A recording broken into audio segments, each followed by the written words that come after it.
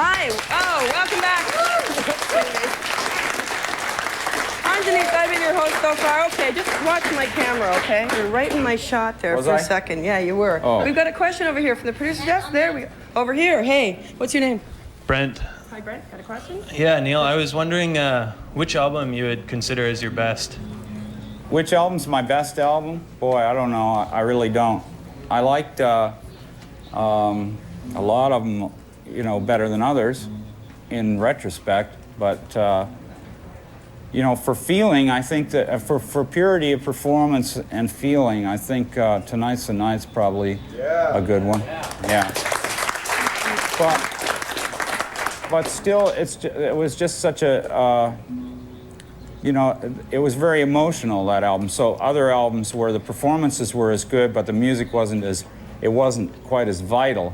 You know, it's just hard to compare. You know, some of them hit harder than others because the subject hits harder. You know, so the actual musical part of it is probably equal, but it's what we were into that made it kind of jump out, I guess. There's so many of them. I hate to choose, you know. It's like having kids and saying, oh, yeah, Johnny's much better than Fred. Well, I guess that depends on the behavior of the day, actually. That's true. We're going to take another question over here. Hey, how are you? I'm fine. Good. Nice to see you back in Toronto, Neil. I was talking to Randy Bachman back in August. He did a C&E gig, and apparently you're supposed to be working together. So when is that supposed to happen? Yeah. Yeah. July. Yeah, that's July, I think. Good answer. Well, you do keep working with him on and off. You just Yeah, sure. Yeah. We just don't have a plan right now to do anything, but I saw him just a couple of days ago, and he you know, it was great to see him. And he's probably got we'll more probably guitars play again than you. soon. Yeah. I think he has more guitars than you. Oh, I know he does. Okay. He's got a huge guitar collection. He's got a kind of an earth barn where all the walls are made out of earth. It's like adobe kind of a thing. Oh, really? That he's making into a studio, which I want to hear sometime. I think it's going to sound pretty good. It's a barn made out of, you know, earth. Mud. So, yeah. Stuff. Great acoustical Compressed with qualities. straw and everything, so it's sound good, probably. Yeah. Yeah. I hear you usually like to record on a full moon. Is that true? Well, you know, there was a time when I really did that a lot. Yeah. Yeah. Now it's, I really just record whenever I feel like it. Just when something, because now you have a studio at your place, so you can just pretty well go in when you want. Yeah. Yeah. But I'd rather record somewhere else. Because Oh. it's too close to home, you know. It's I like, see. I can't be there all the time because it would get to be doing, oh, you go there and do this, then you go home, then you go there, and, you know, I don't want to do that. Right. Got to keep changing all the situations. Just to keep sparking extra creative things. Keep it happening, Right. yeah. Okay. We're going to keep it happening and take a question from outside. Hey, Rick. Hey, Denise, thanks. And you could tell we are live out here because frostbitten fingers. See? Isn't that nice? Christine here from Toronto. You have a question for Neil. Yeah, for young bands that are breaking big really fast without much preparation, do you have any suggestions for how they could avoid some of the pitfalls that you know about? For young musicians or For musicians, like versus the realities of the music business, the identity versus image problem, the changing lifestyle, changing fan base? Well, I think if you're a musician and you're worried about music, then that's all there is to worry about. I don't think that the image makes any difference, or that what you look like, or what the record company thinks you should look like, or any of that stuff. You should just ignore it. It has nothing to do with anything. And if your music is good and you like your music, then nothing can stop you. It's pretty simple. You just have to ignore about 85% of what you see.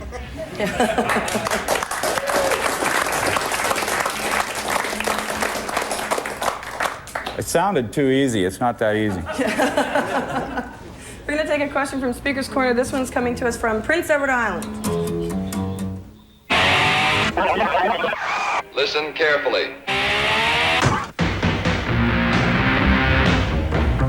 Hi, I'm Gord from Summerside, PEI. So Neil, Bob Dylan used this Let His Song Be Used, The Times They Are Changing, by a Canadian bank for a commercial. Have your views changed at all on sponsorship in the music biz?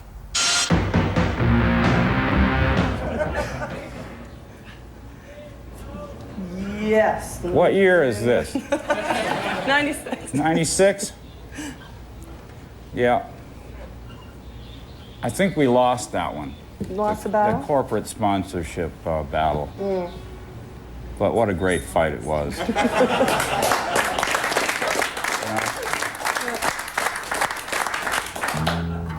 New bands don't have to, you know, equate success with corporate sponsorship, though.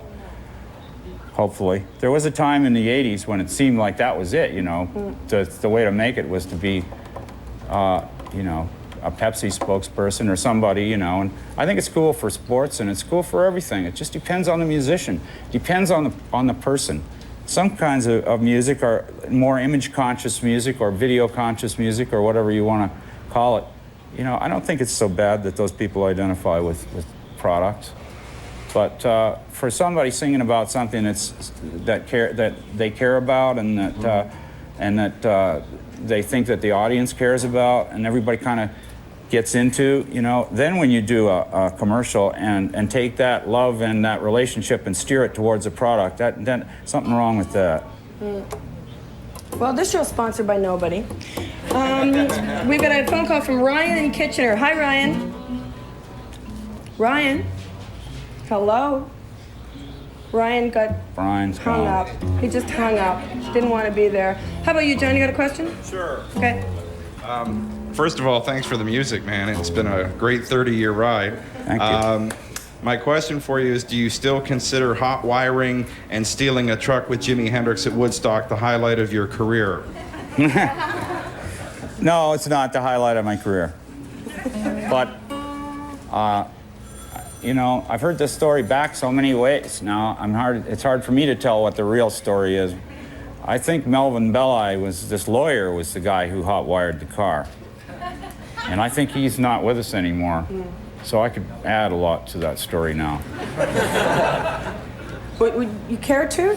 No problem. It's not the right time. I don't think I should be making it up here on the spot. Oh, okay. You want to think about it for a while. No. In case a version gets out in the net and you're not happy with it. Right. Exactly. I'm going to practice at home. Come down. Rick, he's on the street with the crowd. Hi, Rick. Got a question? Hey, Denise. Hi, Neil. Yeah, certainly am. This is Chuck here from, where's Chuck? North Yard. Okay, go ahead. Hey, Neil, what's happening? A great show last night. I have a question regarding the Bobfest. When you played that night, a lot of people said you stole the show. I was wondering how that made you feel amongst so many of your peers, great musicians. Well, I didn't listen to that. That was it. I had a great time. You know, I had a great time at the show, and I was there, and I knew, you know, nobody in particular stole the show. It was just a bunch of people, and it was great. Everybody celebrating Bob's music and had a big influence on me and still does, so I was real happy to be there. It was a blast. I hear there might be a collaboration coming in as a result of that. Didn't you get together with Eric Clapton and do one of those, hey, you know, we should work together kind of things? No? Well, that's exactly what we try to avoid when we do one of those things. Oh, okay. Because, no, it's true. But, you know, I don't know. I love the way Eric plays. We played a couple of tunes right at that show that I really got off playing with him. He reminded me of playing with Stills in Buffalo Springfield because he is such a craftsman, such an artist, the way he played. He's so good. And there wasn't anything he'd go for that he wouldn't get, you know. Right. And that's fun to play with. Your relationship with Stills has been sort of tempestuous over the years, up and down. I think we have a pretty good relationship, actually. But do you need creative friction to make stuff really work, or not? Well, we have friction all the time because we're like brothers, you know. We've been through a lot of stuff, and we've each done things that the other, you know, was surprised at here and there. But you know, it's God, the guy's got to be like one of my closest friends in my life. Yeah. You know, just because of what we've been through together, and I love him so. I'd like to play with him again sometime. I'm sure really we good. Probably have. Yeah. We found Ryan from Kitchener. He's on the phone again. Hi, Ryan. Oh, right. It's the Phantom Ryan. Where is Ryan?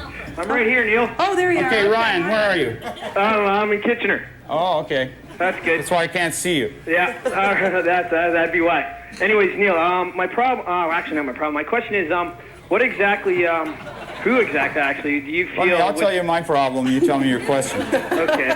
Well, let's hear your problem. You've been listening to them for 30 years now. Okay. Well, anyways, Neil. Well, I was wondering, through your experience and through all the female artists you've heard through Canada, I was wondering who you feel right now would be the premier songstress through Canada.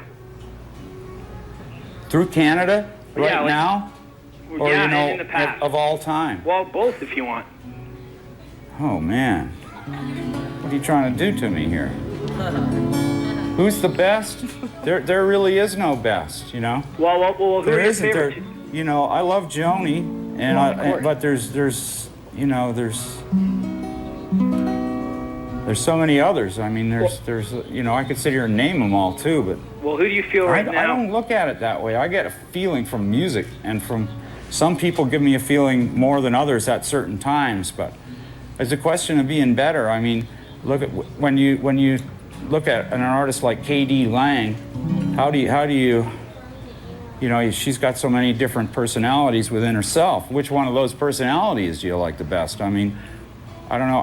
I'm not good at making finite decisions that kind of reflect a judgment of people compared to other people. And I don't do it very well. Well, you got me wrong there. I was more. But it's a good question. I wish you'd ask Eric Clapton or somebody. Well, thank you very much, Neil. Okay. We're going to take one more question from the email and then go to a break. So here's the question. I don't have no idea where it's coming from. Got out of that one, huh? Okay. Boy. Neil, just I got a problem. just what was it that you bought that resulted in you penning Piece of Crap? And I should remind you that Piece of What Crap was it? Buzz Clip here on MuchMusic, okay? That Oh, was cool. like major rotation for that video. Oh, the video. Yeah, we Oh, kind of yeah. liked it. It was that high 8 thing It when was you a walking high 8, back and was that thing, it was kind of a karaoke video, it was wasn't kind of a karaoke video. And even though we loved it, I got to tell you, we got in trouble from a lot of other bands who we said wasn't up to technical quality, and they said, well, you played that other piece of crap. Well, you got the point anyway. Didn't get much airplay, but it made big points. So what was it that you bought that made you write that song? Okay, it was a, let me get the brand right, because this would be a terrible time not to. Let's forget the brand. Okay. It was a fax machine, and it was a black fax machine. And this is certainly, please, there's no racial overtones to this. God, you got to be so careful on TV what you say, you know.